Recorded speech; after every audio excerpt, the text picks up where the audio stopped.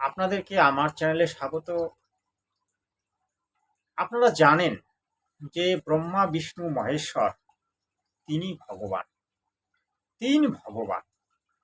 কিন্তু ব্রহ্মা বিষ্ণু মহেশ্বরের যে পিতা এবং মাতা সে সম্পর্কে আমি আমার অনেক ভিডিওতে বলেছি, তবু আর একবার বলছি। এই ব্রহ্মা বিষ্ণু মহেশ্বরের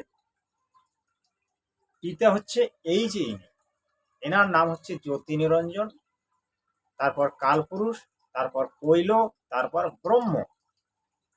আর এই ব্রহ্মা বিষ্ণু মহেশ্বরের মাতার নাম হচ্ছে দুর্গা দেবী, যাকে জগদম্বা বলে, আর শেরাবলী মাতা বলে, বিভিন্ন জনে বিভিন্ন নামে চেনে বা ডাকে।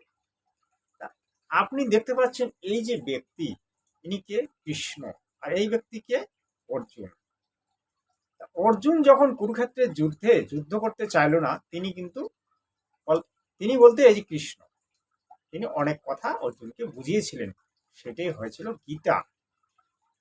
কৃষ্ণ কি অর্জুনকে বলেছিল, নাকি কৃষ্ণের মাধ্যম দিয়ে অর্জুনকে অন্য কেউ বুঝিয়েছিল? আমি যে বিষয়টি নিয়ে আজকে আলোচনা করব, এই বিষয়টি হচ্ছে এই যে ব্যক্তি গীতায় যিনি বিরাট রূপ দেখালেন, তার কিভাবে জন্ম হয়েছিল, সেই জন্ম বৃত্তান্তটা আজকে আমি এই ভিডিওতে আপনাকে শোনাবো। আপনি ভিডিওটি শেষ পর্যন্ত দেখবেন, তাহলে আপনি সম্পূর্ণটা বুঝতে পারবেন। অনেকে জানেন যে গীতায় যিনি বিরাট রূপ দেখেছিলেন তিনি কৃষ্ণ। সেই বিষয়টিও আজকে আমি আবার ক্লিয়ার করব, আমার ভিডিওতে আমি বহুবার বলেছি। যাই হোক, এনার এই জন্ম বৃত্তান্তটা আমি আজকে বলবো। সেটা আমি বলবো এই যে জ্ঞানগঙ্গা পুস্তক, এই জ্ঞানগঙ্গা পুস্তক থেকে, আর সুখসম্বেদ। সুখসম্বেদটা কি? সুখসম্বেদ হচ্ছে কবি সাগর। আমি এই যে ফটোটা লাগিয়ে দিলাম, আপনারা দেখবেন। হ্যাঁ, তাহলে এখান থেকে আমি আজকে এই লোকের, অর্থাৎ এই দেবতার জন্ম বৃত্তান্ত এবং তিনি কিভাবে সৃষ্টি হয়েছিলেন সে সম্পর্কে আমি আপনাকে সম্পূর্ণরূপে একটা সত্য নলেজ দেব। তাহলে চলুন শুরু করি ভিডিওটি। সম্পূর্ণ সৃষ্টি রচনা সূক্ষ্ম বেদের সংক্ষিপ্ত সৃষ্টি রচনার প্রমাণ। সূক্ষ্ম বেদের সংক্ষিপ্ত সৃষ্টি রচনার প্রমাণ। প্রভু প্রেমী আত্মারা প্রথমবার সৃষ্টি রচনা পড়লে মনে হবে এটা একটা দন্তকথা। যারা ভক্তি জগতে আছেন, যারা কোনো না কোনো দেবদেবীকে ভালোবাসেন, প্রতিদিন ভক্তি শ্রদ্ধা করেন, পূজা করেন, তারা যদি এই গ্রন্থটা প্রথমবার পড়ে সে কিন্তু অবাক হয়ে যাবে। কিন্তু সর্বপবিত্র গ্রন্থের প্রমাণকে পড়ে দাঁতের নিচে আঙ্গুল রেখে কামড়াতে বাধ্য হবেন, অর্থাৎ চিন্তা করতে বাধ্য হবেন যে এই বাস্তবিক অর্থাৎ সত্য জ্ঞান এতদিন কোথায় লুকিয়ে ছিল। যদি কেউ এই জ্ঞানগঙ্গা পুস্তকটা পড়ে এবং সৃষ্টি রচনাটা দেখে, তাহলে কিন্তু সে অবাক হবে এবং তার উল্টোপাল্টা সব লাগবে। প্রার্থনা ধৈর্যের সাথে পড়তে থাকুন, অর্থাৎ ধৈর্যের সাথে আপনি ভিডিওটা দেখতে থাকুন এবং এই অমৃত জ্ঞানকে সুরক্ষিত রাখুন। আপনার 101 পুরুষ, আপনার 101 পুরুষ অর্থাৎ পিরি পর্যন্ত কাজে আসবে। দেখুন কি কথাটা বললো। পবিত্র আত্মারা কৃপা করে সত্য নারায়ণ অবিনাশী প্রভু সৎপুরুষের দ্বারা সৃষ্টি রচনার বাস্তবিক জ্ঞান করুন। আপনারা অনেকেই জানেন যে সত্য নারায়ণ নামে আমরা পীর নামে চিনি। সত্যনারায়ণ পীর, বিভিন্ন সময় আমরা সত্যনারায়ণের পূজা করি। এই সত্যনারায়ণই হচ্ছে পরমাত্মা। এই সত্যনারায়ণ হচ্ছে অখিল বিশ্ব ব্রহ্মাণ্ডের সৃষ্টির পিতা। এই সম্পর্কে আজকের বিস্তারিত তত্ত্বকথা আলোচনা হবে। দেখুন, এই যে প্রথমে দিচ্ছে পূর্ণ ব্রহ্ম। পূর্ণ ব্রহ্ম অর্থাৎ পরমাত্মা। পরমাত্মা কে? এই সৃষ্টি রচনাতে সৎপুরুষ সৎ লোকের স্বামী, অলক পুরুষ অলক লোকের স্বামী, অগম পুরুষ অগম লোকের স্বামী এবং অনামী পুরুষ অনামী অহং লোকের স্বামী। একই পূর্ণ ব্রহ্ম। বাস্তবে তিনি অবিনাশী প্রভু, বিভিন্ন রূপ ধারণ করে বিভিন্ন লোকে থাকেন। ওই পরমাত্মার অন্তর্গত অসংখ্য ব্রহ্মাণ্ড, এই সত্যনারায়ণের অসংখ্য ব্রহ্মাণ্ড, তিনি হচ্ছেন আদি পুরুষ। তাহলে আমরা কয়টা লোকের কথা জানলাম?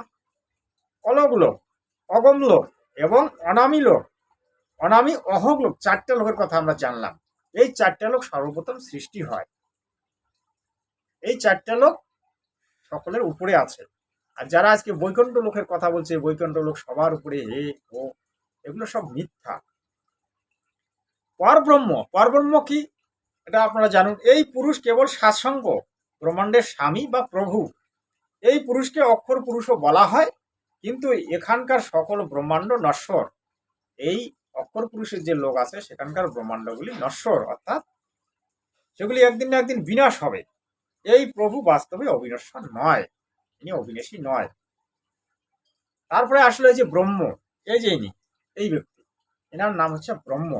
তাহলে এই ব্রহ্ম, এই প্রভু 21 ব্রহ্মাণ্ডের স্বামী, 21টা ব্রহ্মাণ্ডের স্বামী।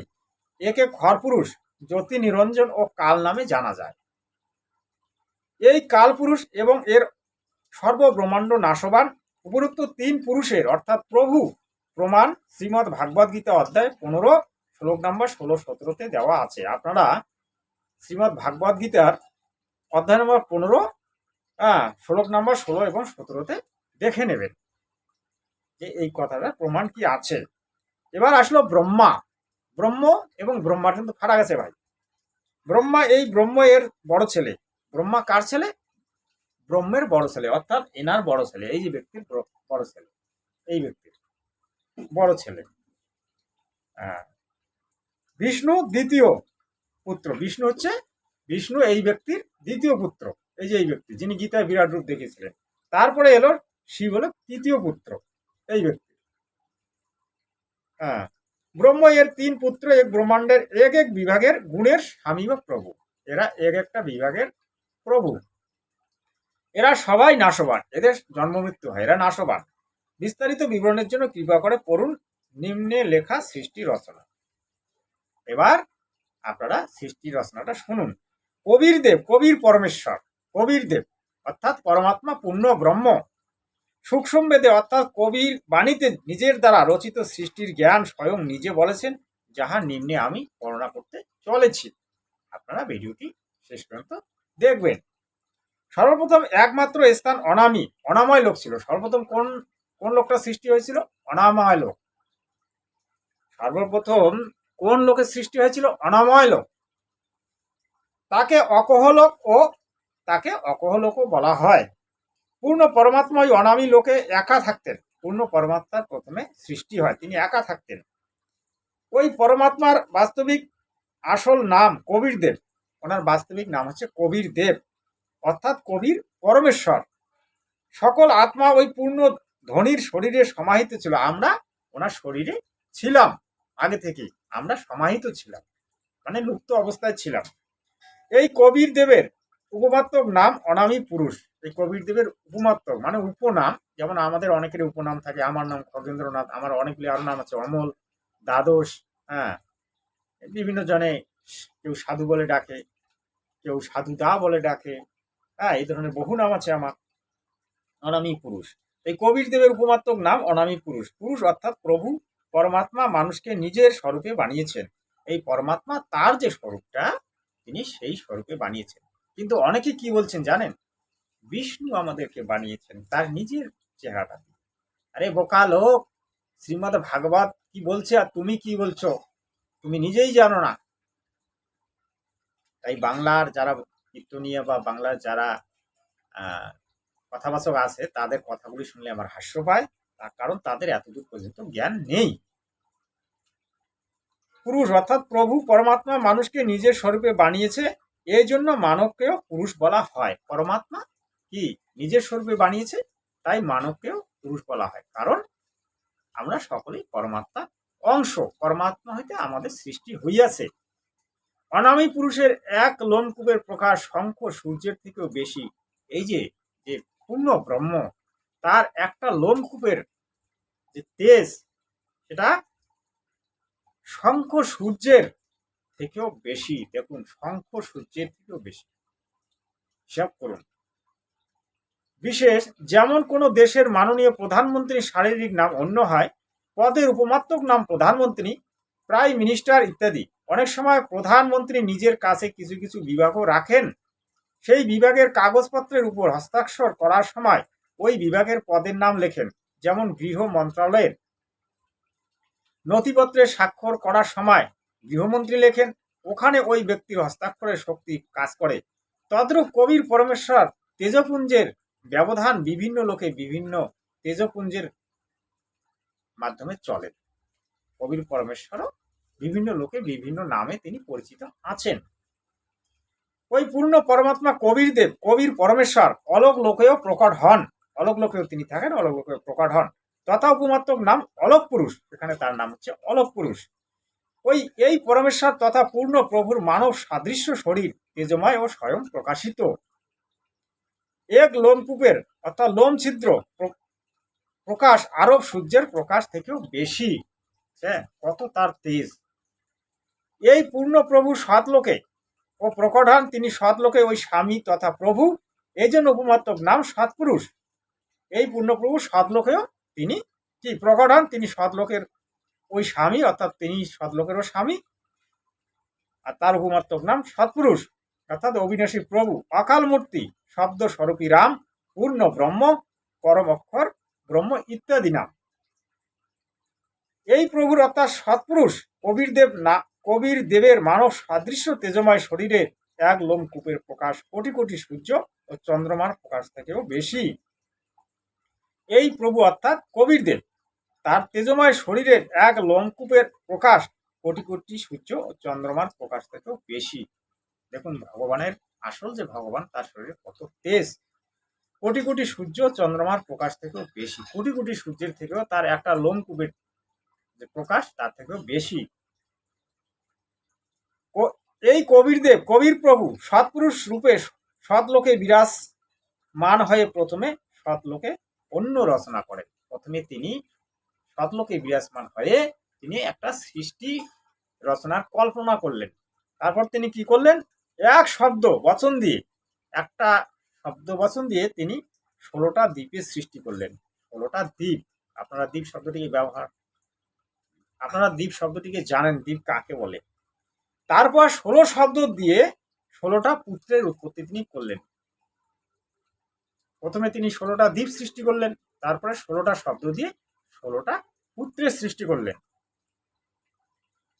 এক মান সরোবরের রচনা করেন যাহা অমৃত ভরা। একটা মান সরোবর সৃষ্টি করলেন, মানে একটা ধরুন একটা সাগর সৃষ্টি করলেন, সেটা হচ্ছে অমৃতে ভরা, সেখানে আছে অমৃত। 16 পুত্রের নাম রাখলেন কি কি? প্রথম পুত্রের নাম হচ্ছে কুর্ম, তারপরে দ্বিতীয় পুত্রের নাম হচ্ছে জ্ঞানী, তারপর তৃতীয় পুত্রের নাম হচ্ছে বিবেক, 4 নম্বর পুত্রের নাম হচ্ছে তেজ, তারপর হচ্ছে 5 নম্বরের নাম হচ্ছে সহজ, তারপরে 6 নম্বরে হচ্ছে সন্তোষ, তারপরে 7 নম্বরে সুরতি, 8 নম্বরে আনন্দ, 9 নম্বরে ক্ষমা, 10 নম্বরে নিষ্কাম, 11 নম্বরে জলরঙ্গী, 12 নম্বরে অচিন্ত, 13 নম্বরে প্রেম, 14 নম্বরে দয়াল, 15 নম্বরে ধৈর্য, আর 16 নম্বরে যোগ সংতায়ন অর্থাৎ যোগজিৎ। 16 নম্বর পুত্রের নাম হচ্ছে যোগজিৎ। তাহলে দেখুন পরমাত্মার পুত্র 16 জন, তাদের নামও আমি আপনাকে শোনালাম। সৎপুরুষ কবিরদেব নিজের পুত্র অচিন্তকে সৎলোকের অন্য রচনার অধিকার দেন। নিজের পুত্র অচিন্তকে সৎলোকে একটা কিছু রচনার জন্য তাকে দায়িত্ব দিলেন। অচিন্ত শব্দ শক্তি দিয়ে অক্ষর পুরুষের পরব্রহ্ম সৃষ্টি করে বলে। অচিন্ত কি করলেন? শব্দ শক্তি দিয়ে আর একটা পুরুষের সৃষ্টি করলেন। আমাকে সৃষ্টি রচনায় সাহায্য করো, তাকে বললেন যে আমাকে তুমি সৃষ্টি রচনায় সাহায্য করো। অক্ষর পুরুষ মান সরোবরে স্নান করতে গিয়ে আনন্দে শুয়ে পড়ে। যখন সেই অক্ষর পুরুষের তিনি সৃষ্টি করলেন, সে আনন্দে যে অমৃত জলে যে ভান্ডারটা দেখলেন সেখানে ভিতরে প্রবেশ করে তিনি শুয়ে পড়লেন। কারণ সেখানে তো আর মৃত্যু হয় না। আমরা যেমন এখানে নদীর জলে ডুব দিয়ে মারা যাই, ওখানে কিন্তু সেটা হয় না, কারণ আত্মার কোনো মৃত্যু হয় না। অনেক সময় পর্যন্ত মান সরোবর থেকে বাইরে না আসার কারণে অচিন্তের প্রার্থনায় অক্ষর পুরুষের ঘুম থেকে জাগানোর জন্য কবির পরমেশ্বর ওই মান সরোবর থেকে অমৃত জল নিয়ে একটা ডিম বানিয়ে এক আত্মাকে ডিমের ভিতরে প্রবেশ করে মান সরোবরে ছেড়ে দেন। যখন ওই অক্ষর পুরুষ ওই মান সরোবরে প্রবেশ করার পরে তিনি কিন্তু আর ওখান থেকে বের হচ্ছেন না। তখন তার চিন্তা হলো, কার চিন্তা হলো? ওই অচিন্ত যখন অক্ষর পুরুষকে সৃষ্টি করলেন, তার চিন্তা হলো যে আরে তো বেরোই হচ্ছে না, তাহলে সৃষ্টি কি করে হবে? তখন তিনি তার পিতাকে ডাকলেন, অর্থাৎ কবিরদেবকে ডাকলেন। কবিরদেবকে তার সমস্ত বৃত্তান্ত বললেন। তারপর কবিরদেব কি করলেন, একটা ডিম অর্থাৎ মান সরোবরের জল নিয়ে সেখানে একটা ডিম্বাকৃতি সৃষ্টি করলেন, আর সেখানে একটা আত্মা প্রবেশ করিয়ে দিলেন। ডিমের গড়গড়াই শব্দে অক্ষর পুরুষের ঘুম ভেঙে যায়। তারপরে ওই ডিমটা ওই জলের নিচে ছেড়ে দিলেন, অমৃত জলের নিচে ছেড়ে দিলেন, এবং গড় গড় গড় গড় করে সেটা চলে গেল। তাতে সেই শব্দে কি হলো, অক্ষর পুরুষের ঘুমটা ভেঙে গেল। অক্ষর পুরুষ ডিমের দিকে ক্রোধ দৃষ্টিতে তাকানোর ফলে ডিম দুই ভাগে বিভক্ত হয়ে যায়। সেই অক্ষর পুরুষ ঘুম থেকে উঠে যখন ওই ডিমটার দিকে দেখতে পেলেন, তার যে চক্ষু থেকে যে আগুনটা বের হলো, অগ্নিস্ফুলিঙ্গ, সেই আগুনের তেজে ওই ডিমটা ফেটে গেল, দুই ভাগে বিভক্ত হয়ে যায়। তখন তার ভিতর থেকে জ্যোতি নিরঞ্জন এই যে ইনি বের হলো, এই কালপুরুষ। এনার যে এটা যে রূপ দেখাচ্ছে, এটা এনার বাস্তবিক রূপ নয়। এনার বাস্তবিক যে রূপটা অত্যন্ত বিকরাল রূপ, দেখলে আপনি ভয়ে কম্পিত হবেন, এবং কুৎসিত চেহারা এনার। এটা তো তিনি তার সিদ্ধির বলে তিনি এই ধরনের রূপ ধারণ করেন। দুই ভাগে বিভক্ত হয়েছে। তখন তার ভিতর থেকে জ্যোতি নিরঞ্জন অর্থাৎ খরপুরুষ বের হয়। পরে এই জ্যোতি নিরঞ্জনকে কাল বলে অভিহিত করা হয়। এই এনার প্রথম দিকে নাম ছিল জ্যোতি নিরঞ্জন, পরে এনার নাম হয় কালপুরুষ। তার কার্যকলাপের কারণে কর্মদোষে তার নাম হয় কালপুরুষ। আপনারা আজকে জানলেন এই কালপুরুষের কিভাবে সৃষ্টি হয়েছিল, যে গীতায় বিরাট রূপ দেখালেন তার কিভাবে সৃষ্টি হলো। তার জন্ম বৃত্তান্ত সম্পর্কে কারো ধারণা নেই। আমি বেঙ্গলে অনেক জনের সঙ্গে কথা বলে দেখেছি, কেউ বলতে পারে না, কারণ গীতা জ্ঞানটাকে তারা বুঝতে পারে না। তখন তার ভিতর থেকে জ্যোতি নিরঞ্জন খরপুরুষ বের হয়। পরে এই জ্যোতি নিরঞ্জনকে কাল বলে অভিহিত করা হয়। এনাকে কাল বলে অভিহিত করা হয়। এর আসল নাম হচ্ছে কৈল। এই যে ব্যক্তির, এনার আসল নাম হচ্ছে কৈল। এই ব্যক্তির বাস্তবিক নাম হচ্ছে কৈল, এটা আপনারা জানলেন। হ্যাঁ, তখন সৎপুরুষ অর্থাৎ কবিরদেব আকাশবাণী করেন যে তোমরা দুইজন মান সরোবর থেকে বাইরে এসে অচিন্তের দ্বীপে থাকো। তখন দুজনকে বললো যে তোমরা ওই মান সরোবর থেকে দুজনে বেরিয়ে এসো, আর অচিন্তের যে দ্বীপটা আছে সেই দ্বীপে তোমরা থাকো। তারপর ওই দুজনেই অচিন্তের দ্বীপে থাকতে লাগলেন। নাবালক পুত্রের নালায়েক অজ্ঞানতা দেখানো যাতে পরে প্রভুত্বের আকাঙ্ক্ষা না আসে, কারণ সামর্থ্য ছাড়া কোনো কাজ সফল হয় না। অচিন্তকে দায়িত্বটা দিয়ে কবিরদেব খুব ভুল করেছিলেন। হ্যাঁ, যার কারণে তাকে অনেক কিছু পরে ভুগতে হয়েছে, আজও তাকে ভুগতে হচ্ছে। যে পুত্র সাবালক নয়, অর্থাৎ যে পুত্রের মধ্যে জ্ঞান বুদ্ধি কম, তাকে যদি একটা বিশাল বড় কাজের দায়িত্ব দেওয়া যায়, সেগুলো সেটা সামলাতে পারে না, সেটাই বলছে এখানে প্রভু। তারপর কবিরদেব সর্বরচনা স্বয়ং করেন। তারপর কবিরদেব সমস্ত রচনা তিনি নিজে নিজে করেন। হ্যাঁ, নিজের শব্দ শক্তি দিয়ে এক রাজেশ্বরী রাষ্ট্রীয় শক্তি তৈরি করে। তিনি একটা নিজের শব্দ শক্তি দিয়ে একটা রাষ্ট্রীয় শক্তি তৈরি করেন সর্বব্রহ্মাণ্ডে। তারপর তিনি এই যে ব্রহ্মাণ্ডগুলি দেখতে পাচ্ছেন, তারা, নক্ষত্র, চন্দ্র, সূর্য আদি গ্রহ যা কিছু, এই পরমাত্মা সৃষ্টি করেন। ইহাকে পরাশক্তি বলে। পরাশক্তির দ্বারা তিনি এই সমস্ত জগতে সৃষ্টি করলেন। যে রাষ্ট্রশক্তি তৈরি করলেন, সেই পরাশক্তিকে নিয়ে তিনি এই অখিল বিশ্ব ব্রহ্মাণ্ডের সৃষ্টি করলেন। পূর্ণ ব্রহ্ম সমস্ত আত্মাকে নিজের ভিতর থেকে নিজের বচন শক্তি দিয়ে মানব শরীর সাদৃশ্য সৃষ্টি করেন। আমরা যে তার শরীরের ভিতরে লুপ্ত অবস্থায় ছিলাম, তখন তিনি সেগুলো বের করে তার যে রূপ দিয়ে তিনি আমাদেরকে আকার দিলেন, মানব সদৃশ আকার দিলেন। বচন শক্তি দিয়ে মানব শরীর সাদৃশ্য সৃষ্টি করেন। মানব শরীর আমাদেরকে দিলেন। প্রত্যেক হংস আত্মার শরীর পরমাত্মা নিজের শরীরের মতো রচনা করেছেন। আমরা যখন সত্যলোকে ছিলাম, তখন আমরা সেখানে হংস আত্মা রূপে ছিলাম। হংস আত্মা তা আপনারা বোঝেন না জানি না, তবে একটু আমি বুঝিয়ে দিই। হংস আত্মা ঠিক এইরকমই শরীর। কিন্তু ওই শরীরে কোনো জন্ম মৃত্যু হয় না, ওটি নূর তত্ত্ব দিয়ে তৈরি। ওই শরীরে কোনো ভক্তি তৃষ্ণারও কোনো সেরকম মালুম হয় না। প্রত্যেক হংস আত্মার শরীর তেজ প্রত্যেক হংস আত্মার শরীরের তেজ 16 সূর্যের সমান। যখন আমরা ওখানে ছিলাম আমাদের শরীরের যে তেজ ছিল 16টা সূর্যের সমান। হ্যাঁ, কিন্তু পরমেশ্বর শরীরের এক লোমকূপের প্রকাশ কোটি কোটি সূর্যের থেকেও বেশি। কিন্তু পরমাত্মার যে তেজ সেটা অত্যন্ত বেশি। একটা লোমকূপের তেজ তার আমাদের থেকে দ্বিগুণ, কোটি কোটি সূর্যের সমান। অনেক সময় ব্যতি হওয়ার পর হরপুরুষ জ্যোতিনিরঞ্জন চিন্তা করতে লাগে, আমরা তিনজন একই দ্বীপে থাকি, বাকি অন্যরা সবাই এক এক দ্বীপে থাকে। অনেক দিন ব্যতীত হওয়ার পরে, অনেকদিন যখন চলে গেল, তখন খরপুরুষ চিন্তা করলো যে আমরা তিনজন মিলে একটা জায়গায় থাকি, আর যে ভাইগুলো আছে সবাই আলাদা আলাদা একটা করে দ্বীপ নিয়ে আছে, তা আমি কেন পরমাত্মার কাছে একটা নিজস্ব দ্বীপ চেয়ে নেই না, আমিও একটা নিয়ে নেই। তখন তিনি কি করলেন, এই কালপুরুষ তিনি 70 যুগ তপস্যা শুরু করলেন। এই কালপুরুষ 70 যুগ তপস্যা করলেন। তারপর তিনি 21টা ব্রহ্মাণ্ড লাভ করলেন।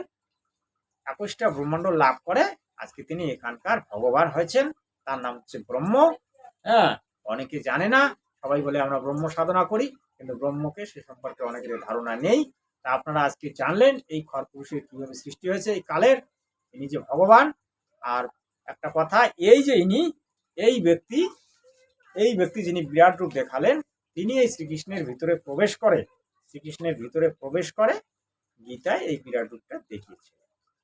আসলে শ্রীকৃষ্ণ গীতা জ্ঞানদাতা ছিলেন না। আজকের ভিডিও এতটুকুই। আপনাদেরকে যদি ভালো লাগে কমেন্টস করবেন এবং জানাবেন। তারপরে আমি আরো ব্রহ্মা বিষ্ণু মহেশ্বরের সৃষ্টি এবং মাতা দুর্গার সৃষ্টি, তারপরে বিশ্ব ব্রহ্মাণ্ডের সৃষ্টি, সবকিছু সৃষ্টি সম্পর্কে আপনাকে ফুলফিল একদম পরিপূর্ণ নলেজ দেওয়ার চেষ্টা করব।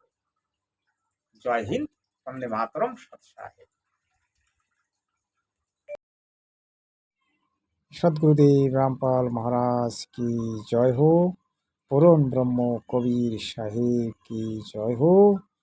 जगत गुरु तत्वदर्शी संत रामपाल महाराज जी आज की दुनिया में विश्व गुरु है।